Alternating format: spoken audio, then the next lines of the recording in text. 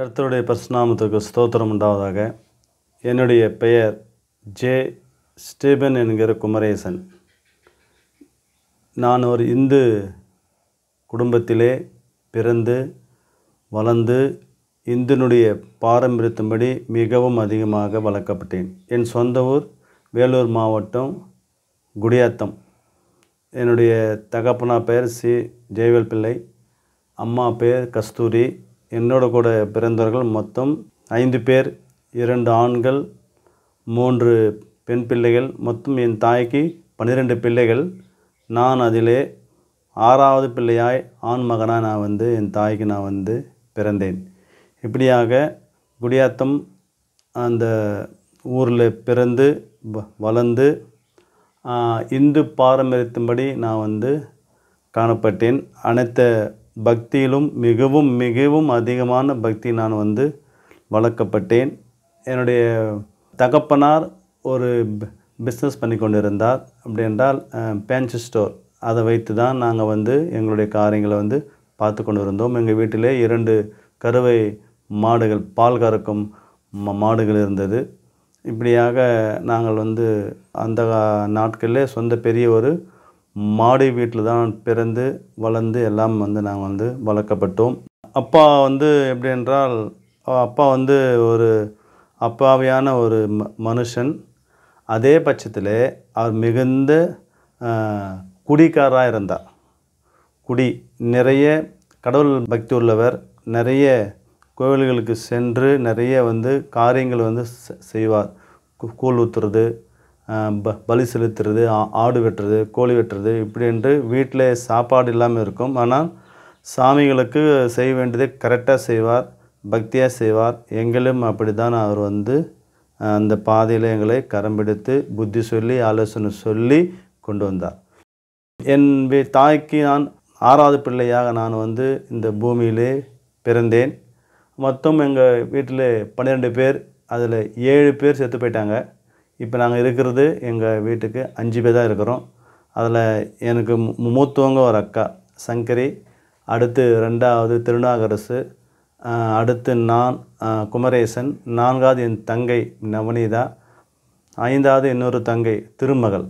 இப்படியாக நாங்கள் வாழ்ந்து எங்களோட பள்ளி பருவம் எங்கள் வீட்டுக்கு முன்னாடியே இருக்கும் ஸ்கூலு வள்ளலார் உயர்நிலைப்பள்ளி, அரசாங்கத்தினுடைய அப்ரூவலான பள்ளி. நாங்கள் அதிலே படித்து கொண்டிருந்தோம். எல்லாமே எங்களுக்கு நன்றாக போய் கொண்டிருந்தது. ஆனாலும் திடீரென்று எங்கள் வீட்டில் ஒரு பெரிய ஒரு பிரச்சனை வந்தது. ஏனென்றால் நிறைய எங்கள் அப்பாவுடைய அண்ணன் போலீஸ்காரர். அவர் எஸ்ஐ. வீடு விற்க வேண்டும் என்று சொல்லி என்னுடைய அப்பாவிடத்தில் அடிக்கடி சொல்லுவார். எங்கள் அப்பாவுடைய அண்ணன் அவங்க 8 பேர். நாங்கள் 5 பேர். அந்த வீட்டு மேலே ஆசை வச்சு எங்கள் வீட்டை விட்டு போயிடணும்னு சொல்லி சேவினை பண்ணாங்க, மந்திரம் பண்ணாங்க. இதனால் மிகவும் நாங்கள் பாதிக்கப்பட்டோம். அப்போது நான் சின்ன பிள்ளையாக இருந்தேன். ஸ்கூல் வருவேன். என்னுடைய டீச்சர் இயேசுநாதரை குறித்து நன்றாக தெரிந்தவர்கள். அவங்க அடிக்கடி என் தாய்கிட்ட பேசுவாங்க. இதெல்லாம் பேசுகிறப்ப எனக்கு இது எனக்கு பிடிக்காது. நான் மிகுந்த பக்தி உள்ளவனாக நான் வளர்ந்தேன். என்னுடைய பக்தி முழுவதும் பார்த்திங்கன்னா திருச்செந்தூர் விக்கிரகத்தினுடைய பக்தியிலே நான் மிகவும் வளர்க்கப்பட்டேன். அப்படி இருக்கும் பொழுது மிகவும் எங்கள் வீட்டில் பல கஷ்டங்கள், போராட்டம் வந்த போதிலும் கூட நாங்கள் அந்த கடவுள்கிட்ட அதுக்கு செய்ய வேண்டியதெல்லாம் நாங்கள் செய்வோம், எல்லாம் பண்ணுவோம். ஆனாலும் அதனால் எங்களுக்கு ஒரு நன்மையும் வரல. எந்த ஒரு காரியம் எங்களுக்கும் ஒன்றுமே முடியல. செத்து போயிடலாம் அப்படின்னு என்னோடய தாயார் சொன்னாங்க. எங்கெல்லாம் ஒன்றா வச்சு எல்லாருக்கும் சாப்பாடு கொடுத்து, இந்த கஷ்டம், இந்த தரித்திரம், பஞ்சம் நம்மளால் தாங்க முடியலப்பா, நம்ம எல்லோரும் தற்கொலை பண்ணிக்கலாம் அப்படிலாம் கூட எங்ககிட்ட பேசுவாங்க. அப்போ நான் 6ஆம் வகுப்பு படித்து கொண்டு இருக்கிறேன். என்னுடைய அக்கா 10ஆம் வகுப்பு, என்னுடைய அண்ணன் 8ஆம் வகுப்பு, இன்னொரு தங்கை 4ஆம் வகுப்பு, இன்னொரு தங்கை 2ஆம் வகுப்பு. அப்படிலாம் இருந்த போதிலும் கூட மிகவும் ஒரு வேதனையான சம்பவம், வேதனையான கஷ்டங்கள், வெளியே சொல்ல முடியாதவர்கள். என் தகப்பனார் குடிச்சிட்டு நிறைய சத்தம் போடுவார். ஆனால் எங்களை கண்டா அமைதியாகிடுவார். இருப்புன்னு என்னுடைய தாயார் வந்து மிகுந்த கஷ்டப்பட்டு எங்களை வந்து அந்த இடத்துல சாப்பிட்றதுக்கே சாப்பாடு இருக்காது. அடுத்தவங்க ஏதாவது நம்ம பிள்ளைங்கள தப்பாக நினச்சோன்னு சொல்லி எங்கள் அம்மா வந்து அடுத்தவங்க வீட்டில் வந்து நல்லா வந்து சமைப்பாங்க. ஆனால் எங்கள் வீட்டில் வந்து சமைக்கிற மாதிரி ஒரு பாவனை பண்ணுவாங்க. அடுப்பு வந்து குச்சியை வச்சு பற்ற வைப்பாங்க. ஆனால் வெறும் தண்ணி போட்டு இந்த குண்டானை வச்சுக்குவாங்க. ரைஸ் இருக்காது. இப்படிலாம் வந்து ரொம்ப கஷ்டம். அடுத்தவங்க வந்து இந்த வீட்டில் சாப்பாடு செய்யணும்னு தப்பாக நினைக்கக்கூடாதுன்னு சொல்லி புகையாவது போட்டோம் இவங்க வீட்டில் வந்து சமைக்கிறாங்கன்னு சொல்லி அப்படிலாம் எங்களை கஷ்டத்தில் வளர்த்து பாடுபட்டு அந்த அளவுக்கு எங்களை நிறைய கஷ்டம், நிறைய பாடுகள், நிறைய போராட்டம். ஒருவேளை சாப்பாட்டுக்கே கஷ்டப்பட்டு இருந்த சூழ்நிலை இருந்தாலும் ஸ்கூலில் போடுற அந்த மதியம் சாப்பாட்டை சாப்பிட்டு தான் நாங்கள் வந்து எல்லாமே வந்தோம். இப்படி இந்த மாதிரி சுச்சுவேஷனில் நான் மிகுந்த அந்த திருச்செந்தூர் அந்த விக்கிரக மேலே பக்தி அதிகமான ஒரு பற்றுதல், ஒரு அன்பு இப்படியாக போய்கொண்டே இருந்தது. இருப்பினும் அடுத்தடுத்து நாங்கள் வந்து படிக்க ஆரம்பித்தோம், எல்லாம் செய்தோம். இந்த நிலையில் வந்து இயேசுவை குறித்து அந்த என்னுடைய பள்ளி ஆசிரியர், அவங்க பேர் வந்து அமிர்தம் அம்மாள். அவங்க தான் என்னுடைய தேர்ட் கிளாஸினுடைய டீச்சர். அவங்க இயேசு கிறிஸ்துவை பற்றி எங்கள் தாய்கிட்ட வந்து சொல்லுவாங்க. உங்கள் கஷ்டத்தெலாம் ஏம்மா இங்கே நான் பார்க்குறேன், உங்களுடைய பாடு, உங்களோட கஷ்டம், உங்களோட வேதனை, உங்களோட தரித்திரம், பஞ்சம்லாம் இதெல்லாம் மாறுறதுக்கு ஒரு வழி இருக்கம்மா. நீங்கள் ஆண்டவர்கிட்ட வாங்க, ஏசாமிகிட்ட வாங்க அப்படின்னு. அப்போ நாங்கள் வந்து நிறைய ஜாதி பார்ப்போம், நிறைய வித்தியாசமான இதெல்லாம், இந்த ரொம்ப கீழ்மட்டமான ஜாதி இவங்கலாம் அப்படிலாம் ஆனாலும் எங்கள் அம்மாவத்தில் தொடர்ந்து அந்த என்னுடைய கிளாஸ் டீச்சர் வந்து சொல்லிகிட்டே இருப்பாங்க. இயேசு பற்றி சொல்ல அவங்களுக்குள்ள ஒரு நம்பிக்கை வந்துச்சு. இதை கண்ட நான் எனக்குள்ளே கோபம் வந்துச்சு. எப்படி நீ இதெல்லாம் நீ நம்புவ கேட்ப அப்படின்னு சொல்லி இப்படி நாங்கள் போய் கொண்டே இருந்த பொழுது அடுத்தடுத்து எங்கள் வீட்டில் நிறைய எங்களுடைய பெரியப்பா வந்து வீட்டை விட்டு போனோம் சொல்லியிருந்தார். இதுக்கிடையிலே ரகசியமாக நாங்கள் இயேசுவை ஏற்றுக்கொண்டோம். எப்படி என்றால் தேவன் தன்னுடைய ஒரே பேரான குமாரனை விசுவாசிக்கிறவன் எவனோ அவனை கெட்டு போகாமல் அவன் நித்திய ஜீவனை அடைமுறை இவ்வளவாய் அவனை அன்பு கூர்ந்தார் என்று சொல்லப்பட்ட வசனம் என் உள்ளத்தை ரொம்ப ஆழமாக, இவ்வளவாய் என்னில் அன்பு கூறுற ஒரு தெய்வம் இருக்குதா, எங்கள் மேலே அன்பு கூறுறவர். அடுத்து எனக்கு என்னென்னா, என்னுடைய பாவத்துக்காக இயேசுன்றவர் சிலுவையில் ரத்தம் சிந்தினாரா, மீண்டும் வந்தாரா, செத்து போனதவன் எப்படி மீண்டும் வந்தார். நான் எனக்குள்ளே பல கேள்விகளை கேட்டேன். நான் கும்புறதெல்லாம் வந்து என் ஜாமியெல்லாம் நல்லா அழகழகாக இருக்கும், நல்லா சிலையாக இருக்கும், தங்கம் வெள்ளி பொண்ணுமா. ஆனால் இவருக்கு வந்து ஒரு ட்ரெஸ்ஸே இல்லாமல் சிலுவையில் அடித்து எப்படி திரும்ப வந்தார் என்ற ஒரு கேள்விக்கு நான் கேட்பேன் அதிகமாக. அப்படி கேட்க அந்த சபைக்கு போகிற ஊழியக்காரெலாம் எங்கள் வீட்டுக்கு வந்தாங்க, இயேசுவை பற்றி சொன்னாங்க. நான் முதலாவது அவங்கள கேலி கிண்டல் பண்ண நிறைய இந்த கிறிஸ்துவங்களுக்கே இதுதான் இவங்களுக்கு வேலை, ஊராக போய் பண்ணுற வேலைன்னு சொல்லி நிறைய அந்த ஊழியக்கார பாஸ்டர் கேலி பண்ணுவேன், கிண்டல் பண்ணுவேன், அவங்கள மாதிரியே நான் சத்தம் போடுவேன் இப்படி. ஆனால் அவர் எங்களை ஒரு வார்த்தை கூட சொல்லவே மாட்டார். பாஸ்டர் தாஸ்ன்னு சொல்லி அவர் வந்து கேஜிஎஃப்லேருந்து வந்து எங்கள் பகுதியிலே ஊழியம் பண்ணார். அப்படிப்பட்ட சூழ்நிலை கூட நான் 8th 9th 10th போக ஆரம்பித்த பொழுது என் வாழ்க்கை எனக்கு என்னென்னா நான் நல்லா வேலை செஞ்சு பணம் சம்பாதிக்கணும், நல்லா வேலை செஞ்சு ஹார்டு ஒர்க் பண்ணி நல்லா சம்பாரித்து நான் சொந்தமாக சம்பாரித்து அப்பா அம்மா தங்கைகள் நல்லா பார்க்கணுன்ற ஒரு ரொம்ப ஆசை. ஆகையால் இதுக்கிடையில் 9th படித்த இந்த லீவ் டைமில் நான் என்ன செய்வேன்னா பெங்களூர் போயிடுவேன். பெங்களூர் போய் அங்கே ஒரு கம்பெனியில் சேர்ந்து, அங்கே ஒரு ஃபேக்ட்ரியில் சேர்ந்து சின்ன சின்ன வேலைலாம் செய்து பணம் சம்பாதிச்சு வீட்டுக்கு நான் கொண்டு வருவேன். என்னுடைய கூட பிறந்தவங்களுக்கு ட்ரெஸ் வாங்கி கொடுப்பேன், அப்பா அம்மாவுக்கு காசு. இப்படிலாம் இருக்கும்பொழுது எனக்கு சமாதானம் இல்லை, நிம்மதி இல்லை. இந்த வாழ்க்கை என்னடா இப்படி ஏதாவது ஒரு வாழ்க்கையாக இல்லை. அப்போ வந்து இயேசுவை பற்றி எங்களை அதிகமாக சொன்னது டீச்சராக இருந்தாலும் எங்கள் அம்மா கூட பிறந்த ஒரு தாய் மாமா, அவர் வந்து ஆமோசன், அவர் பேர் இளமாறன். அவர் வந்து எங்களுக்கு இயேசுவை பற்றி நிறைய சொல்லுவார். அவர் ரகசியமாக எங்களுக்கெல்லாம் தெரியாமல் அவரை ஏற்றுக்கொண்டு எங்களுக்கு இயேசுனுடைய சுவிசேஷம் சொல்லுவார். இந்த இயேசு நம்புன்னு. ஆனால் நாங்கள் அதை ஒத்திக்க மாட்டோம். கடைசியாக ஒரு கடிதம் போட்டார். பாவிகளுக்காக இயேசு கிறிஸ்து தன்னுடைய ஜீவனை கொடுத்தார். இந்த இயேசுக்கிட்ட வந்தீங்கன்னா உங்கள் வீட்டில் இருக்கிற சாபம் பாவம்லாம் மாறி நீங்கள் வந்து உங்கள் பாவங்கள்லாம் மன்னிக்கப்பட்டு உங்கள் குடும்பம் நல்லாயிருக்கும். இது வந்து ஜாதி மாறுறதில்லை, மதம் மாறுறதில்லை, உன் மனசில் இயேசுக்கு இடம் கொடுன்னு சொன்னார். அந்த கடிதத்தை நான் கண்ட உடனே எனக்குள்ள ஒரு மாற்றத்தை கர்த்தர் கொடுத்தார். இந்த இயேசுக்கு நம்ம ஒரு சான்ஸ் நம்ம வந்து தந்து பார்ப்போமே அப்படி தரும்போது எனக்குள்ளே அந்த விக்கிரகத்தோட ஆவிலாம் அதிகமாக இருந்து என்னால் அது ஏற்றுக்கொள்ள முடியவில்லை. டக்குன்னு முழுசாக என் மனசும் அவருக்கு விட்டு கொடுக்க முடியல.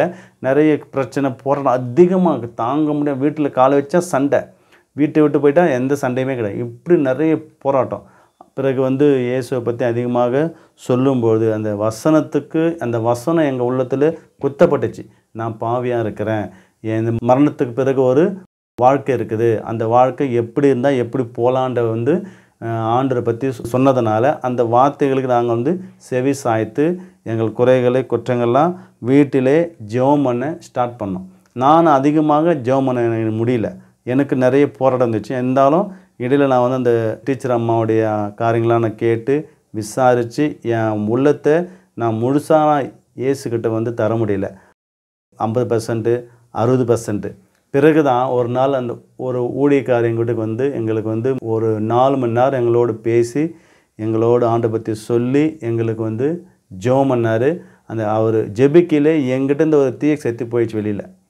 நான் என்னை மீறி வீட்டில் உருண்டு பிறண்டு கீழே விழுந்து என் உடம்பு முன்னாடி பாரமாக இருக்கும். அப்போ அந்த பாரம்லாம் எல்லாமே என் உடம்பு லேசாக ரொம்ப ஒரு ஃப்ரீனஸ் ஆகிடுச்சு. எனக்கு முன்னாடி ரொம்ப கஷ்டமாக இருக்கும். அதன் பிறகு நான் ஒவ்வொன்றாக கற்றுக்கொள்ள என் வாழ்க்கையில் இயேசுக்கு 100க்கு 100 இடம் கொடுத்து நான் ரட்சிக்கப்பட்டு மனம் திரும்பி முழுக்கு ஞானஸ்தானம் பெற்றுக்கொண்டு 1989ஆம் ஆண்டு நான் பிதா குமாரன் பரிசுத்த நாமத்தில் முழுக்கு ஞானஸ்தானத்தை பெற்றுக்கொண்டேன். சென்னையில் இருக்கிற ஒரு இடத்துல 1990ஆம் ஆண்டு சிலான் பெண்டகாஸ்ட் மிஷனில் நான் போனப்போ அங்கே பரிசுத்த ஆவியை நான் பெற்றுக்கொள்ளும்படி கர்த்தர் எனக்கு உதவி செய்தார். சிபிஎம் என்கிற ஒரு சபையில் சென்னையில் போகிறப்போ அந்த இடத்துல பாஸ்டர் டான் அவர் யூஎஸ்ல வந்தார். ஒரு நாள் மாலை கூட்டத்தில் பரிசுத்த ஆவியை பெற்றுக்கலாம் வாங்க சொல்லும்போது நான் போன முன்னாடி அந்த அபிஷேகம் என்னை தூக்கி அடித்தது. அப்படியே என்னை தூக்கி அடித்து 3-4 அடி போய் பின்னாடி போய் நான் கீழே விழுந்து அந்த அளவுக்கு என் உடம்பெல்லாம் ஒரு அக்கினி இறங்கிச்சு அந்த அபிஷேகம் பண்ணப்பட்டு. பிறகு பள்ளி படிப்பெல்லாம் முடிச்சுட்டு 12th முடிச்சுட்டு என்ன செய்யலான்னு இருக்கும்போது எனக்குள்ளே அதிக ஒரு பாரம்னா இயேசுவுக்காக நம்ம வேலை செய்யணும், இயேசப்பாவுடைய ஊழியம் செய்யணும் அப்படின்ற ஒரு வாஞ்சி வந்துச்சு. ஆனால் நான் வேலை செய்கிற ஆண்டவரே, நான் உமக்காக ஊழியம் ஃபுல் டைமாக பண்ண மாட்டேன், கொஞ்ச நேரம் செய்கிறேன், நான் வேலை செய்யணும் அப்படி இல்லை. எனக்கு கர்த்தர் நிறைய வசனங்கள் நான் நிறைய இரவு 10 மணிக்கு மேலே அந்த பரிசுத்த வேதாகமத்தை எடுத்து என் வீட்டிலே அப்போ கூரை விட என் வீட்டில் எல்லோரும் படுத்துருவாங்க, எடுத்து வாசிக்க ஸ்டார்ட் பண்ணுவேன். 10 மணிக்கு ஆரம்பித்தா நைட்டு 12, 1 ஆகும். இப்படி அந்த புதிய ஏற்பாடு ரொம்ப ஒரு வாஞ்சி படிக்க படிக்க படிக்க ஒரு வசனம் என்னோட பேசினது, எனக்கு ஊழியம் செய், எனக்கு ஊழியம் செய், எனக்கு ஊழியம் செய்கிற லேவியரை வர்த்திக்க பண்ணுவேன் என்ற வார்த்தை தொடர்ந்து வந்து கொண்டே இருந்தது. இப்படியா நான் ஆண்டுடைய வசனத்துக்கும் அநேக ஊழியக்காரர் சொன்ன அந்த அநேக அவங்க ப்ரேயர் பண்ணுறப்போ தம்பி உனக்கு ஊழிய அழைப்பு இருக்குன்னு சொன்னப்போ பிறகு நான் தேவனுடைய சித்தத்துக்கு ஒப்பு கொடுத்தாலும் 3 நேரமாக என்னால் ஊழியத்துக்கு வர முடியவில்லை. வேலை செய்யணும், சம்பாதிக்கணும், காணிக்க கொடுக்கணும், இப்படி தான் போயின்னு தவிர. ஆனால் கர்த்தர் எனக்கு 1 வருடம் என்னை விட்டு கொடுத்தார். 1 வருடம் டிசம்பர் 31ஆம் தேதி என்னுடைய சபையில் வெள்ளூர் எபிரோன் அப்போஸ்தல சபையில் என்னுடைய பாஸ்டர் பாஸ்டர் வின்சென்ட் ரத்னசிங் அவங்க தான் என்னுடைய பாஸ்டரு. அவங்க தான் அவங்க ஒரு தீர்க்கதரிசி. அந்த தாயார் அவங்க எனக்கு ஊழிய அழைப்பு இருக்குன்னு சொல்லி நிறைய முறை சொல்லி நான் கீழ்ப்படியில் 31ஆம் தேதி இரவு நான் ஆண்டை கேட்டேன், ஆண்டவரே நான் அநேக இதுக்கிடையில் நிறைய வேலை பார்த்தேன், எந்த வேலையும் 6 மாதம் தான் நிற்பேன், திரும்ப வந்துடுவேன். நான் போகிற கம்பெனியெல்லாம் ஸ்டாப் ஆகிடும், நல்லா போவோம், கம்பெனி ஃபேக்ட்ரி நல்லா ஓடும். நான் போய் ஜாயின் பண்ணோடனே அந்த கம்பெனியை மொத்தத்தையும் லாக் பண்ணுவாங்க, எல்லாத்தையும் லாக் பண்ணுவாங்க, திரும்ப வீட்டுக்கு வந்து இப்படி 13 வேலைக்கு நான் போனேன். 13 இடத்துக்கு சென்று 13 விதமான காரியங்களை பெற்றோம். அதில் என்னால் நிலைத்திருக்க முடியவில்லை. நான் யோசிக்க ஆரம்பித்தேன், இது என்ன செய்யலாம், இன்னும் ஏன் இப்படி எனக்கு இருக்குது. அப்புறம் என்னுடைய சபை பாஸ்டர் மட்டும் சொன்ன பிறகு அவங்களும் 3 நாள் தேவ சமூகத்தில் காத்திரு என்று சொன்னபோது நானோட கேட்டேன், ஆண்டவரே நாம் ஊழியம் செய்கிறேன் ஆண்டவரே, ஆனால் நான் யாருக்கிட்ட நான் போய் பிச்சை எடுக்க மாட்டேன், நான் யாருக்கிட்டும் போய்ட்டு ரூபா கொடு, எனக்கு சாப்பாடு கொடு, ட்ரெஸ்ஸு நான் வந்து கேட்கக்கூடாது. அழைச்சது நீங்கள், என்னை கடைசி வரைக்கும் என்ன நீங்கள் வந்து போஷிக்கணும் ஏசப்பா. அதுக்கு நீங்கள் வந்து உத்தரவாதம் கொடுங்க. நான் உங்களை நம்பி, உங்கள் வார்த்தையை நம்பி, உமக்காக சித்தம் செய்ய நான் முழுசாக என்ன விட்டு கொடுக்குறேன்னு சொல்லும்போது தான் எனக்கு ஒரு வசனம் பேசுங்க அப்படின்னும் போது, நான் அந்த வாக்குத்தத்த கார்டு அதில் எத்தான் அந்த வசனம் எனக்கு வரணும்னு சொல்லி நான் எடுத்தபோது டிசம்பர் 31 அந்த வசனம் எனக்கு என்னோட பேசினார். எனக்கு ஊழியம் செய்கிற லேவியரை வர்த்திக்க பண்ணுவேன் அப்படின்னு சொல்லி நிறைய வசனம். அப்போ அந்த வசனம் அந்த வாக்கு எனக்கு ஆண்டவர் பேசினோடனே அந்த சபையில் 5 பேர் ஃபுல் டைமுக்கு வந்தாங்க. ஃபஸ்ட்டெல்லாம் நான் போய் அந்த 300 பேர் மத்தியில் வந்து சாட்சி சொல்லி கர்த்தர் ஊழியத்துக்கு அழைத்தார்னு சொல்லி சபை ஊழியம் சொல்லி மேய்ப்பின் ஊழியம் சொல்லி அந்த 1.5 வருடமாக என்னுடைய சபையில் நான் இருந்தேன். பிறகு முதல் மிஷினரியாக என்னை சபையில் என்ன பண்ணாங்க, பீகார் மாநிலத்துக்கு என்னுடைய பாஸ்ட் வந்து அனுப்பி வைத்தார். ஒரு 2 வாரம் முதல்ல அந்த பில்லாம் போயிட்டு வந்த பிறகு கூட பிறகு என்னுடைய மாமா வந்து சிபிஎம்மில் ஊழியக்காரர் இருந்தார். அதனால் நீ வந்து கல்யாணம் கட்டாமல் வந்து ஊழியம் செய்யணும்பா அப்படின்னு சொல்லி சிபிஎம் ஊழியத்துக்கு என்னை வந்து ஆயத்தப்படுத்தி அதில் 4 ஆண்டுகள் அதில் ஊழியம் செய்ய கர்த்தர் எனக்கு உதவி செய்தார். 1 ஆண்டு கடுமையான ட்ரைனிங். 55 பேரில் 40 பேர் நாங்கள் இருந்தோம். மீதெல்லாம் பாதியில் போயிட்டாங்க. அந்த 40 பேரில் நாங்கள் வந்து 1 இயர் ட்ரைனிங். எங்களுக்கு தூக்கமே 2 மணி நேரம் தான் தூக்கம். எங்களுக்கு 2 ட்ரெஸ்ஸு தான். கடினமான ஒர்க்கு, கடினமான ஜபம், கடினமான ஃபாஸ்டிங், நிறைய ஒரு மிலிட்ரி மாதிரி ஒரு ட்ரைனிங் கர்த்தர் எங்களுக்கு வந்து அந்த நாட்களில் இளம் வயதிலே அவைகளை கற்றுக் கொடுத்தார். ஜெபிப்பது எப்படி, விசுவாசிப்பது எப்படி, தேவனை சார்ந்தே ஊழியம் செய்வது எப்படி, மனுஷனுக்காக ஊழியம் செய்யாமல் கர்த்தருக்காக எப்படி ஊழியம் செய்யணும், எந்த இடத்திலும் எந்த ஸ்தலத்திலும் அவரை சார்ந்து கொண்டு ஊழியம் செய்ய வேண்டும் என்று அந்த ஒரு பாடம் எங்களுக்கு ஆண்டவர் கொடுத்தார். அந்த ஊழிய பாதையிலே சில ஒரு முக்கியமான காரியங்கள் சொல்ல நான் வந்து பிரயாசப்படுகிறேன். அப்படின்னா அந்த ட்ரைனிங்கில் வந்து எங்களுக்கு வந்து டாய்லெட் கிளீன் பண்ணுற ஒரு டியூட்டி கொடுத்தாங்க. நாங்கள் ஒரு 5-6 பேர் பாஸ்டர்ஸ்லாம் எல்லாம் வருவாங்க. அந்த டாய்லெட்டு இப்போ ஒரு 40 இருக்கும். அது என்ன ஆயிடுச்சுன்னா பிளாக் ஆயிடுச்சு அன்றைக்கி வந்து மண்டே. அப்போது எங்களுக்கு கொடுத்த அந்த உத்தரவாதத்தில் ஊழியத்தில் நாங்கள் வந்து உண்மையாக இருக்கணும், கரெக்டாக இருக்கணும், எல்லாமே நாங்கள் தான் பார்த்துக்கணும் சொல்லி அந்த ஒரு எங்களுக்கு இருந்தது. அப்போ என் கூட இருந்த ஒரு சகோதரர் வந்து அவர் பேர் சாலமோன். ஆனால் இந்தமாரி ஆயிடுச்சுன்னா என்ன செய்யலாம், பாத்ரூம்லாம் நம்மளோட மேலே நிற்குது எல்லாமே, இன்னும் 10 மணிக்கு எல்லாம் வந்துடுவாங்க, என்ன செய்யலாம், எதுவுமே க்ளீன் பண்ண முடியலையே. நாங்கள் குச்சி வச்சு பார்க்குறோம், எல்லாம் அடித்து பார்க்குறோம், ஒன்றுமே பண்ண முடியல, எதுவுமே தண்ணி போல் அப்படி எல்லாம் நிற்குது. அப்புறம் நான் என்ன பண்ணேன், என்னுடைய லெஃப்ட் ஹேண்டில் பிளாஸ்டிக் காகிதம் ஃபுல்லாக நான் வந்து அதை மேலே வந்து சேர்த்து கொண்டு நல்லா கட்டி கொண்டு கச்சிப்பெல்லாம் நான் போட்டுக்கின்னு என் கை அதில் அந்த லெட்டின் உள்ள அந்த இது பேஷனில் விட்டேன். கை இந்த லெஃப்ட் ஹேண்ட் கை ஃபுல்லாக விட்ட பிறகு சோப்பு டப்பா, சீப்பு அது எல்லாம் வெளியே எடுத்து வந்த பிறகு எல்லாமே அவைகள் வந்து சுத்தமாக்கப்பட்டது. அந்த கூட இந்த சகோதரன் இந்த ஆனால் இந்த மாதிரிலாம் யாரெல்லாம் வந்து செய்ய மாட்டாங்க. அப்போ நான் சொன்னேன், இயேசு கிறிஸ்து தன்னையே வந்து ஒன்றும் இல்லாத சாதாரண மாட்டு தொழுத்தில் வந்தார். அவர்கிட்ட இந்த தாழ்மை கூட நமக்கு கொஞ்சம் கூட இல்லாமல் போனால் எப்படி. அதாவது ஒரு ஊழியம் வந்து தடைப்படக்கூடாது. ஒரு ஊழியக்காரங்க வந்து வெளியே நின்னால் அந்த நம்ம ஊழி தான் குற்றமாயிடும். நம்ம கையில் கொடுக்கப்பட்ட நம்ம வேலை சரியாக பண்ணலான்னு அர்த்தம்னால நம்ம அந்த சூழ்நிலையை பார்க்காம எவ்வளோ நம்ம இறங்கணுமோ அவ்வளோ நம்ம கீழ் மட்டுமா போய் நம்ம காரியத்தை செய்யும்போது கர்த்தர் நாமம் அது மூலமாக மகிமைப்படுதான் பார்க்கணும். தவிர இப்படி அசிங்கமாக இருக்கும், ஸ்மெல் வரும், இதெல்லாம் வந்து பார்க்கக்கூடாதுன்னு சொல்லி அந்த சகிப்புத்தன்மையை கர்த்தர் எனக்கு அந்த இடத்துல வந்து எனக்கு ஆவியானவர் கற்றுக் கொடுத்தார். ஏன்னா நான் ரொம்ப சுத்தம் பார்ப்பேன், ரொம்ப ஆனாலும் அந்த இடத்துல கர்த்தர் நிமித்தமாக, கர்த்தருடைய ஊழியத்து நிமித்தமாக நான் எதையும் பார்க்காம என் கையாலே பிளாஸ்டிக் கவர் போட்டுக்கொண்டு முகத்தை இந்த பக்கம் வைத்துக்கொண்டு முழுவதுமாக உள்ளே நான் விட்டு எல்லாம் எடுக்கும்படி கர்த்தர் உதவி தான். இதெல்லாம் என்னை ஊழியத்தில் என்னை ஆண்டவனை தாழ்மையின் பாதையிலே கொண்டு வந்தார். நான் யாருக்கும் அவ்வளோ சீக்கிரத்தில் வந்து தாழ்மைப்பட மாட்டேன், அடங்க மாட்டேன். இப்படி இன்னொரு இடத்துல வந்து சாக்கடையில் நடந்து ஊழியம் பண்ணியிருக்கோம். சாக்கடை அங்கே அந்த ஊருக்கு போகிறதுக்குனா பெரிய ஒரு அன்றைக்கி மழை பெஞ்சு சாக்கடை தண்ணி எல்லாமே உள்ளே வந்துடுச்சு. ட்ராக்ஸ் ஊழியம் வேலூர் மாவட்டம் குடியாத்தம் என்கிற ஊரில் பேர்னாம்பட் அந்த இடத்துல அங்கே ஊழியத்துக்கு போகிறப்போ யாருமே போகலை. நான் முட்டிய அளவுக்கு சாக்கடை அதில் உள்ளே இறங்கி போய் அந்த ஊரில் ட்ராக்ஸு புக்கு புதியப்பெல்லாம் வந்து தரும். நான் ஒத்தாள் தான். என் கூட ஒரு தம்பி வந்தார் சாம்னு.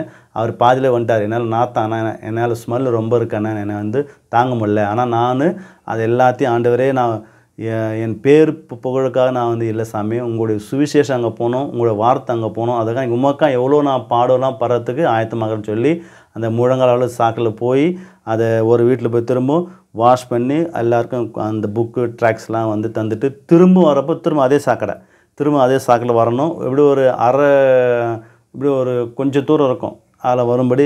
அதெல்லாம் ஒரு பெருசாக எடுக்கல. ஆண்டிருக்கா அதில் ஒரு சாதாரண விஷயம் வந்துட்டேன். இப்படியா பல பாதை வழியாக வந்தப்போ இடையில் வந்து சிபிஎம்லேருந்து நான் 4 ஆண்டுகள் முடிச்சுட்டு வந்துட்டேன் வெளியில். என்னோடய மாமா வந்து சிக்காயிட்டார். அதனால் அவர் வெளியே வந்ததுன்னா நானும் வந்துட்டேன். வெளியே வந்துட்ட பிறகு அப்புறம் சென்னையில் ஏசிஐ சபை பாஸ்டர் சாம் சுந்தரையா சபையில் 3 ஆண்டுகள் அவரோட உடன் ஊழியம் செய்யும்படி ஆண்டவர் அந்த நேரில் எங்களுக்கு வந்து ஒரு பெரிய ஒரு நன்மை செய்தார். தேவாலயத்தில் இருக்கும்படி 3 ஆண்டுகள் ஏரியா பாஸ்டராக ஊழியம் செய்யும்படி ஆண்டவர் அந்த பெரிதான ஒரு தயவு செய்தார். அநேக பாடங்களை கர்த்தர் எங்களுக்கு அந்த இடத்துல வந்து ட்ரைனிங் பண்ணார். பிறகு என்னோடய ஊருக்கே வந்துட்டேன். என்னுடைய சகோதரன் அவரும் 3 நேரம் ஊழியத்துக்கு வந்துட்டு அவரும் சபை வச்சிட்டாரு. என்னுடைய அண்ணனோட கூட 2.5 வருஷம் அவரோட கூட ஊழியம் செய்தேன். இப்படி பல இடங்களில் பல ஆங்கில கர்த்தர் கொண்டு போய் என்னை ஒரு ஷேப் ஆக்கினார். எங்கெங்கே கொண்டு போய் எங்கெங்கே வெட்டணும், என்னென்ன செய்யணும் எல்லாம் படுத்தி என்ன.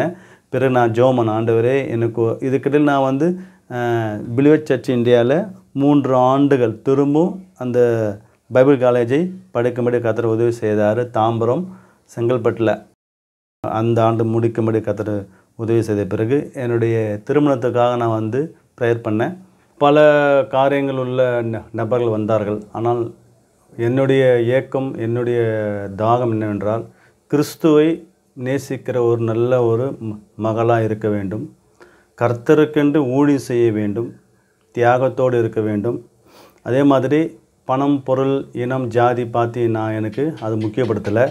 கிறிஸ்துவை நேசித்து கர்த்தராலே அழைப்பை பெற்றுக்கொண்டு எவ்விடத்திலும் எந்த சமயத்திலும் ஊழியம் செய்வதற்கு ஆயத்தமுள்ள ஒரு நபருக்காக நான் தேவ சமூகத்தில் ப்ரேயர் பண்ணேன். அதே மாதிரி அநேகத்தில் வந்து சொல்லி வைத்தேன். கர்த்தர் நான் எப்படி நான் வந்து பிரியப்பட்டனோ அதே போலவே என்னுடைய மனைவி ஏஞ்சல் செல்லுராணியை பரிசுத்தவான்களாலே நியமிக்கப்பட்டு அவர்களுடைய ஆலோசனைப்படி 2007ஆம் ஆண்டு கர்த்தருடைய பெரிதான ஒரு கிருபையினாலே எங்களுக்கு திருமணம் வந்து நடைபெற்றது. பல போராட்டங்கள் மத்தியிலே நல்ல ஒரு ஆவிக்குரிய வாழ்க்கையிலும் சபையிலேயும் ஊழியத்திலேயும் மிகவும் எனக்கு பிரயோஜனமாக இருக்கிறார்கள். ஊழியத்தில் நல்ல ஒரு ஆலோசனையாகவும் எனக்கு எல்லா வகையிலும் என்னையும் பராமரிக்கிறவர்களாகவும் என்னை விட கிறிஸ்துவ மேல் அன்புள்ளவர்களாகவும் வரங்கள் பெற்று நல்ல பாடல் பாடக்கூடிய வரம் உண்டு. சொந்தமாக 4-5 பாட்டை அவங்களுக்கு கடவுள் வந்து தந்திருக்கிறார். 5 பாடல்கள் உபவாச நாளிலே அந்த பாடல்களை கர்த்தர் தந்தார். அது மிகவும் மிகவும் பிரயோஜனமாக இருக்கும். ஊழியத்தில் மிகவும் எனக்கு துணையாக இருக்கிறார்கள் எல்லா வகையிலும். அதனால் அந்த ஒரு காரியம் எங்களுக்கு கர்த்தர் வந்து கொடுத்தார். ஏஞ்சல் செல்லுராணி இந்த ஒரு மகளை எனக்கு ஆண்டவர் கொடுத்து திருமண காரியத்திலே இத்தனை ஆண்டுகளாக எங்களை வந்து நடத்தி வந்தார். அதேமாதிரி ஆண்டவர் எங்களுக்கு 2 பிள்ளைகளை கொடுத்தார். பிரியங்கா, ஜெமிமா. இதுக்கிடையிலே ஒரு ஆண் குழந்தையை கர்த்தர் எங்களுக்கு கொடுத்தார்.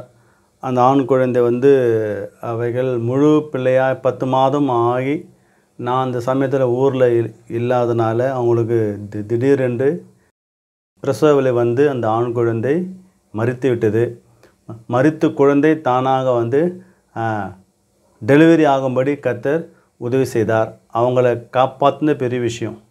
ஆனாலும் இவ்வளோ ஆண்டவருக்காக வந்து ஆண்டவருடைய தரிசனத்துக்கு கீழ்ப்படிந்து இந்த பகுதியில் வந்து கருவேப்பிலங்குச்சி, கடலூர், மாவட்டத்துக்கு வந்து ஊழியத்தில் பல பாடுகள், பல கஷ்டங்கள், பல நிந்தனைகள், பல விதமான போராட்டம் மத்தியில் கூட கிறிஸ்துவுக்காக ஓடும்படி அவர் மேல் அன்பு கொண்டு அநேக ஆத்துமாக்களுக்கு சுவிசேஷம் சொல்லும்படி கர்த்தர் எங்களுக்கு உதவி செய்தார். கர்த்தர் எங்கள் கூட இருக்கிறார். அவருடைய அழைப்பு உண்மை, அவருடைய தரிசனம் உண்மை, அவைகள் வந்து நிறைவேறி கொண்டு இருக்கிறது. கர்த்தர் சொன்ன வாக்கும்படியே இந்த ஊழியத்திலே அநேக காரியங்களை தேவன் வந்து செய்து கொண்டு இருக்கிறார். 2 பெண் பிள்ளைகளை கொடுத்து கர்த்தர் கிருபையாக அவர்களை வந்து நடத்தி வருகிறார். அடுத்து சொன்னார்கள், என்னுடைய சொந்தக்காரர்கள், ஏசுன்னு போகிறான், நீ வந்து பிச்சை தான் எடுக்கணும் அப்படின்னு சொன்னாங்க எல்லாருமே எங்கள் ஊரில். ஏசுன்னு போகிறான். ஆனால் நாங்கள் பிச்சை எடுக்கவில்லை. அநேகருக்கு எங்கள் மூலமாக கொடுக்கும்படி, போஷிக்கும்படி, அநேகர் தேவைகளோடு இருக்கும்படி, அந்த தேவைகளை எங்களால் முடிந்ததை உதவி செய்யும்படி கர்த்தர் எங்களை ஆசீர்வதிக்கிறார், நடத்துகிறார், காப்பாற்றுகிறார். எந்த சூழ்நிலையிலும் எங்களுடைய விசுவாசத்தை கைவிடாதபடி அவருக்குள் உறுதியாய் கட்டப்பட்டிருக்கிறபடினாலே எங்களுக்கு கிருபையாய் ஆண்டவர் வந்து இந்த நாள் வரைக்கும் ஆண்டவர் நடத்தி கொண்டு இருக்கிறார். அது மாத்திரமல்ல, இந்த ஊழியத்தில் கூட பலவிதமான காரியங்கள் கர்த்தர் எங்களுக்கு செய்து கொண்டு இருக்கிறார். செபிக்கும்படி, ஆண்டவரோடு பல உபவாசங்களை எடுக்கும்படி, 100 நாள் ஜெபம், 40 நாள் ஜெபம், இப்படியாக நாங்கள் செபிக்கும்படி கர்த்தர் எங்களை உற்சாகப்படுத்துகிறார். நாங்கள் சோர்ந்து போன நேரமெல்லாம் எங்கள் சோர்வுகளை மாற்றுகிறார். அற்புதமாக எங்கள் கூட இருக்கிறார். ஜனங்கள் மத்தியிலே கேலி கிண்டல் மத்தியில் கூட கர்த்தர் எங்களை கூட இருந்து நடத்தி கொண்டு இருக்கிறார். அநேகர் எங்களை கேவலமாக பேசுவாங்க, அசிங்கமாக பேசுவாங்க, பலவிதமான பாடல்கள் சொல்லுவாங்க. ஆனாலும் அவையெல்லாம் இயேசு கிறிஸ்துவின் பாதத்திலே விட்டு எங்களுடைய லக்கையை நோக்கி ஓடும்படி கர்த்தர் எங்களுக்கு இந்த நாள் மட்டும் ஆண்டவர் கிருபை செய்கிறார். இது பெரிதான ஒரு கிருபை. அது மாத்திரமல்ல, என்னுடைய இந்த அளவுக்கு நான் வந்து ஊழியத்தில் இருக்கிறேன்னா மெயின் காரணம் என்னுடைய தாயாருடைய ஜெபம், என்னுடைய சகோதரிகளுடைய ஜெபம். அந்த ஜெபந்தான் இந்நாள் வரைக்கும் கர்த்தருடைய கிருபை எங்களை தாங்கி கொண்டு இருக்கிறது. விசேஷமாக இன்னொன்று சொல்ல வேண்டும் என்றால், இடைப்பட்ட நாட்களில் நான் விக்கிரகத்தை நம்பி அதை வந்து நான் ஆராதிக்கும் நாட்களில் கூட அநேகருக்கு நான் வந்து அருள்வாக்கு சொல்லக்கூடியவனாக இருந்தேன். அநேகருக்கு அந்த அவ்வளோ பக்தியாக இருந்தேன். அப்படிப்பட்ட என்னை கிறிஸ்து என்னை தெரிந்து கொண்டார். அநேகருக்கு நான் பல காரியங்களை செய்தாலும் பரிசுத்தமுள்ள தெய்வம் வானத்தையும் பூமியும் உண்டாக்கின அவரே வழி சத்தியம் ஜீவன், அவரில்லாமல் எந்த ஒரு காரியம் பூமியில் செய்ய முடியாது என்று சொல்லப்பட்டது போல பரிசுத்த தேவன் எனக்குள் வந்து அந்த தீமையான காரியங்கள் எல்லாவற்றையும் அகற்றி பரிசுத்த ஆவி என்னை முழுவதுமாக 100% என்னை ஆண்டவர் நடத்தி கொண்டு இருக்கிறார்.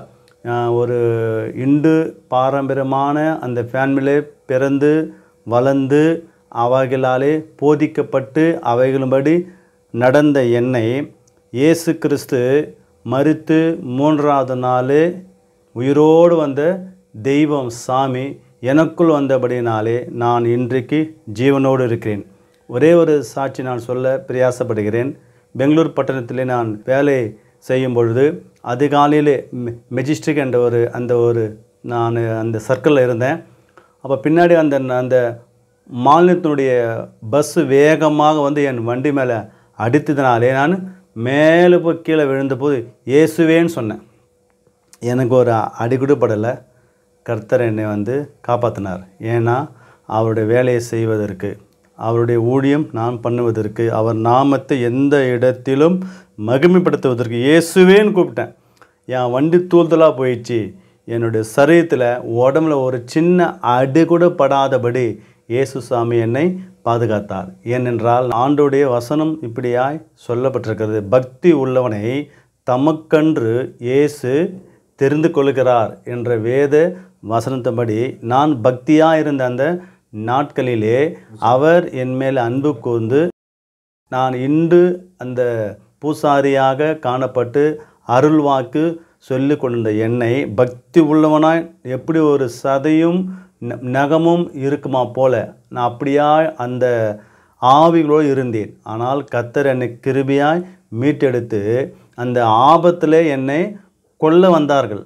சத்துரு என்னை கொல்ல வந்துச்சு. ஆனாலும் இயேசுவேன்னு ஒரு வார்த்தை சொன்ன உடனே என்னுடைய வண்டி மேலே போய் 4 வண்டி கீழே ஒன்றா விழுற ரோட்டில் அங்கே இருக்கிற போலீஸ்லாம் ஓடி வந்து பாரு என்ன ஏன்று ஆயிடுத்துன்னு ஏன்னு ஆகல ஓகே அப்படின்னு சொன்ன பிறகு தான் நான் பார்க்குறேன், திரும்பி பார்க்குறேன், என்னுடைய வாகனம் சுக்குநூறாக போயிடுச்சு. ஏன்னா தாயின் கருவில் உருவாக முன்னே என்னை பேர் சொல்லி அழைத்து அறிந்த தெய்வம் என்னை சேதமின்றி காப்பாற்றி இன்றைக்கி அவருடைய நாமத்தை மகிமைப்படுத்தும்படி தான் அன்றைக்கி அந்த ஆபத்திலிருந்து கர்த்தர் என்னை கிருபையாக அற்புதமாக என் தெய்வம் என்னை பாதுகாத்தார்.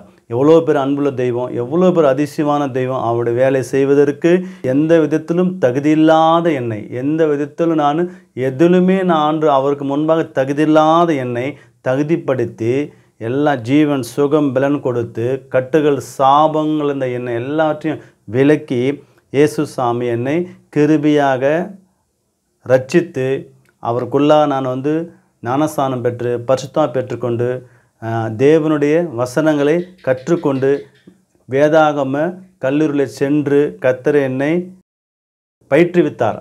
ஏனென்றால் இந்த பணியை செய்யும்படி, இந்த ஊருக்கு தேவனுடைய பணியை செய்யும்படி, அநேகருக்கு தேவனுடைய வார்த்தையை சொல்லும்படி, கட்டுகளும் சாபங்களும் எத்தனையோ அற்புதம். ஒரே ஒரு சாட்சி சொல்லுகிறேன். இந்த பகுதியில் பெண்கள் சில ஒரு 3 பெண்களுக்கு அவங்க அந்த வயசுக்கே வரல. வயசு 17 16 ஆயிடுச்சு. ஆனாலும் அவங்க பெரிய பெண்ணாக ஆக முடியல. அதாவது ஏஜ் அட்டன் பண்ண முடியல. அப்போ இங்கே வந்தார்கள். நான் தண்ணியை ஜோமனி கொடுத்தேன், இயேசுவின் ரத்தம் ஜெயின்னு சொல்லி. அது கொடுத்து 2வது 3வது நாள்லே அவங்க பெரிய பெண்ணாயிட்டாங்க. அதெல்லாம் எவ்வளோ பெரிய ஒரு அற்புதம். இந்த ஊழியத்தில் கர்த்தர் அதை செய்தார். இதுக்கு நாங்கள் பாத்திரம் நல்ல தகுதி அல்ல. கர்த்தர் தம்முடைய வல்லமையை தன்னுடைய அதிசயத்தை இந்த பகுதியிலே அடியன் மூலமாய் அவர் நாமத்துக்கென்று அவர் செய்த காரியங்கள், அநேக காரியங்கள். பிள்ளை இல்லாதவருக்கு நாங்கள் ஜெபிப்போம். 5 வருஷம் 16 வருஷம் 4 வருஷம் இதுவரைக்கும் எங்களுடைய சபையிலே இந்த மகத்தான இந்த சேவையில் 10 பேருக்கு ஜோமனிக்கிறோம். 10 பேருக்கும் புத்திர பாக்கியத்தை கர்த்தர் தந்திருக்கிறார். அநேகருக்கு நான் சாட்சி சொல்ல முடியும். அப்படியா கர்த்தர் இந்த ஊழியத்தில் அடியேனை பயன்படுத்துகிறார். இந்த பகுதியிலே நாங்கள் 16 வருஷமாக அந்த இடத்துல ஊழியை நாங்கள் செய்து கொண்டு இருக்கிறோம். அநேக போட்டி பொறாமை நெருக்கங்கள், எங்களுக்கு விரோதமான செய்வினைகள், நாங்கள் இருக்கவே கூடாதுன்னு பயங்கரமான மந்திர கட்டுகள். ஆனாலும் ஒன்று எங்களை சேதப்படுத்த இன்றைக்கு வரைக்கும் சேதப்படுத்த முடியவில்லை. கர்த்தர் எங்களுக்கு முன்னே போகிறார். அவருடைய கரம், அவருடைய கிருபை, அவருடைய பாதுகாப்பு கூட இருப்பதற்காக நான் கர்த்தருக்கு நன்றி சொல்கிறேன். இந்த சாட்சியை கேட்குற நீங்களும் இந்த இயேசுவுக்கு ஒரு சான்ஸ் நீங்கள் தாங்க. நீங்களும் என்ன மாதிரி ஆண்டவர் விட்டு தூரமாக இருக்கலாம், பின்வாங்கி இருக்கலாம், கடனில் இருக்கலாம், சந்தோஷம் இல்லாமல், சமாதானம் இல்லாமல், நிம்மதி இல்லாமல், போராட்டத்தோடு, துக்கத்தோடு, கவலையோடு, கண்ணீரோடு செத்து போயிடலாமா அப்படிலாம் நீங்கள் காணப்பட்ட இந்த அருமையான சகோதரனே சகோதரியே, என் அருமையான தேவனுடைய பிள்ளைகளே, இயேசுவுக்கு உங்கள் வாழ்க்கையில் இடம் கொடுங்க. உங்களுக்கு சமாதானம் கொடுப்பார், உங்களை ஆசீர்வதிப்பார், உங்களை பரிசுத்தப்படுத்துவார், தேவனுடைய ராஜ்யத்துக்கு உங்களை ஆயத்தப்படுத்துவார். நாம் வாழ்கின்ற ஒரே வாழ்க்கை இயேசுக்காக சரியான சத்தியமுள்ள அந்த ஆண்டவரை நாம் தெரிந்து கொள்ளும் பொழுது சத்திய பாதிலே தேவன் நம்மை நடத்தி நம்மளை சுத்திகரித்து அந்த பரலோகத்துக்கு நம்ம கர்த்தர் கொண்டு செல்லக்கூடிய ஒரே வழி சத்தியம் ஜீவனமாக இருக்கிற இயேசு மெய்யான தேவனை நீங்கள் விசுவாசித்து ஏற்றுக்கொள்ளும் போது மெய் சமாதானம் கிடைக்கும். நாம் இந்த பூமியிலே சந்தோஷமாக இருப்போம், ஆசீர்வாதமாக இருப்போம், சாட்சியாக இருப்போம். நாம் பெற்ற இந்த சந்தோஷம் சமாதானம் ரட்சிப்பை மற்றவர்களுக்கு நம்ம சொல்லும்போது அது பெரிய ஒரு ஆசீர்வாதமாக இருக்கும். தேவன் இதன் மூலமாக சந்தோஷப்படுவார். நமக்கும் இந்த பூமியில் ஒரு வாழ்க்கை, அந்த ஒரு வாழ்க்கையில் இயேசுக்காக இதாக நம்ம சாதனை செய்யணும், இயேசுக்காக வாழணும், இயேசுக்காக அவருக்காக பாடுபடணும், இயேசுக்காக உண்மையான வாழ்க்கை, ஒரே வாழ்க்கை, சுத்தமான வாழ்க்கை, பரிசுத்தமான வாழ்க்கை, இயேசுவின் சித்தத்துப்படி நம்ம வாழும்பொழுது இந்த பூமியிலே பல மடங்கு ஆசீர்வாதத்தை கர்த்தர் நமக்கு தந்து நிச்சயமாக மேன்மைப்படுத்துவார். இயேசுக்காக எங்களை வீட்டை விட்டு வெளில போன்னு சொன்னாங்க. மழை அடிக்குது. எங்கள் அப்பாவுடைய அண்ணன் போலீஸ்கார் ஒரு வீட்டை நாங்கள் ஆண்டவருக்காக விட்டுட்டு வந்தோம் வெளியில். இன்றைக்கி கர்த்தர் எங்களை 2 வீட்டை எங்களுக்கு ஏசப்பா எங்களுக்கு தந்திருக்கிறார். அந்த ஊரில் காலி இடங்களை வாங்கும்படி கர்த்தர் உதவி செய்திருக்கிறார். என்னுடைய சகோதரிகள்லாம் நல்லா இன்றைக்கு படித்து அவங்க வந்து வெளிநாட்டில் ஆண்டவருடைய மகா பெரிய தயவினாலே ஸ்டாஃப் நர்ஸ் ஆகி அங்கே வேலை செய்கிறாங்க. ஏழ்மையில் இருந்த எங்களை மேன்மைப்படுத்தியிருக்கிறார். ஊர் உலகங்களை பிச்சைக்காரன்னு சொன்னாங்க. ஆனால் அநேகருக்கு நாங்கள் கொடுக்கும்படி என் சகோதரிகளை கர்த்தர் ஆசீர்வதிச்சிருக்கார். காரணம் என்னன்னா, இயேசுவை நம்பினோர் கெட்டு போவதில்லை, இயேசுவை விசுவாசித்தோர் ஆஸ்வதிக்கப்படுவாங்க. பல பாடு வந்துச்சு, உபத்திரம் வந்தது, வேதனை வந்தது. இயேசுக்குள் வந்த பிறகு நிறைய பாடு, வேதனை, லாஸ். ஆனால் அந்த கிறிஸ்துவின் அன்பிட்டு நாங்கள் ஒரு நாள் பின் வாங்கவே இல்லை. இயேசுக்காக எதையும் தாங்குவோம், இயேசுக்காக எதையும் இழப்போம் என்று சொல்லி விசுவாசத்தோடு இருந்தோம். நாங்கள் விசுவாசத்த தெய்வம் எங்களை கைவிடலை. என்னுடைய சகோதரன், என் அக்கா, என் 2 தங்கச்சி, நான் அனைவரும் எனக்கு கர்த்தருடைய அவருடைய கிருபையினால ஆசீர்வாதமாக இருக்கிறோம். இன்னும் எங்களை ஆஸ்வதிப்பார். இதுக்கு காரணமாக இருக்க அருமையான டானியல் ஐயா, அவங்களுடைய டீம், அவங்களுடைய ஃபேமிலி, அவங்களுடைய சர்ச் நிச்சயமாக கர்த்தர் ஆஸ்வதிக்கணும். இந்த சாட்சி கேட்குற அனைவரும் இன்னும் இயேசு கிறிஸ்துவில் வரணும். அவருடைய மந்தில் அநேக ஆத்துமாக்கள் கொண்டு வரணும். இதோடைய நோக்கமே பரலோகத்துக்கு ஒரு மந்தையை கொண்டு போக வேண்டும். தேவர் ராஜ்யம் கட்டப்பட வேண்டும். ஆத்துமாக்களுக்கு ஜீவனுள்ள சாட்சியை அவர்கள் பெற்றுக்கொள்ள வேண்டும். அவர்களுக்குள்ள ஒரு மாற்றங்களை ஆவியானவர் கொண்டு போக வேண்டும் சொல்லி இந்த மகத்தான ஊழியத்தை எவ்வளோ கஷ்டம், எவ்வளோ பாடுகள், எவ்வளோ பிரயாணங்கள் மத்தியில் கூட தியாகமாய் இந்த மாதிரி ஒரு ஊழியங்களை அருமையான தாசன் டானியல் ஐயா வந்து பண்ணுறாங்க. அவங்களையும் அவங்க மனைவி, அவங்க பிள்ளைகள்லாம் கடவுள் ஆஸ்வதிக்கணும். அவர் நல்ல பலன் சுகத்தை கொடுக்கணும். இன்னும் அநேக காரியங்களை வந்து காண செய்வராக இந்த சாட்சி கேட்குற நீங்களும் எங்களுக்காக, என்னுடைய மனைவி பிள்ளைகளுக்காக உங்களுடைய ஜெபத்திலே தாங்குங்கள். இந்த ஊழியத்தில் ஜெபத்தில் தாங்கும்போது பெரிய காரியம் கர்த்தர் செய்வார். நீங்களும் சாட்சி சொல்ல உங்களுக்கு பிரியப்பட்டுமானால் அருமையான சகோதரர் பாஸ்டர் டானியல் அவர்கள் நீங்கள் வந்து தொடர்பு கொள்ளுங்கள். பெரிய காரியங்களை கர்த்தர் செய்வார். நான் இப்போது உங்களுக்காக ஒரு சிறு ஜெபத்தை செய்யாமல் என்று கர்த்தருக்குள் நாங்கள் பிரியப்படுகிறேன். ஜெபிப்போம். பரிசுத்தமுள்ள பிதாவே, இயேசுவின் நாமத்தினாலே இந்த மாலை வேலைக்காக உடைய சமுத்திரம் ஆண்டவரே கடந்து வந்திருக்கிறோம். அருமையான சகோதரர் ஆண்டவர் டானியல் ஐயா சோத்திரம். அவர் அநேக ஆண்டவர் பிரயாசங்களை பட்டு இப்படிப்பட்ட ஆண்டவரே ஒரு சாட்சிகளை பதிவு செய்யும்படி உதவி செய்து இந்த மகத்தான ஊழியம் அநேக சாட்சிகளை கொண்டு வந்து அநேகர் ஆண்டவரே ரட்சிக்கப்பட மனம் திரும்ப இயேசு ஆண்டவரை கர்த்தர் உதவி செய்யும். இந்த மகனை ஆசீர்வதியும், தேவைகள் எல்லாம் சந்தியும், ஒரு குறையில்லாதபடி எல்லா நன்மையும் எல்லா உதவியும் ஒத்தாசை உங்களுடைய பிள்ளைகளுக்கு கொடுத்து ஆசீர்வதிப்பீராக மனதார வாழ்த்தி ஜெபிக்கிறேன் எங்கள் ஜீவனுள்ள நல்ல பிதாவே, ஆமென். அன்பார்ந்த கிரைஸ்ட் காலிங் டிவி நேயர்களே, மேலும் இது போன்ற உங்களுடைய சாட்சிகளை எங்களுடைய சேனலில் கொடுக்க விருப்பமுள்ளவர்கள் எங்களை தொடர்பு கொள்ளுங்கள். தொடர்புக்கு 7200713563. கர்த்தர் தாமே உங்களை ஆசீர்வதிப்பாராக. ஆமேன்.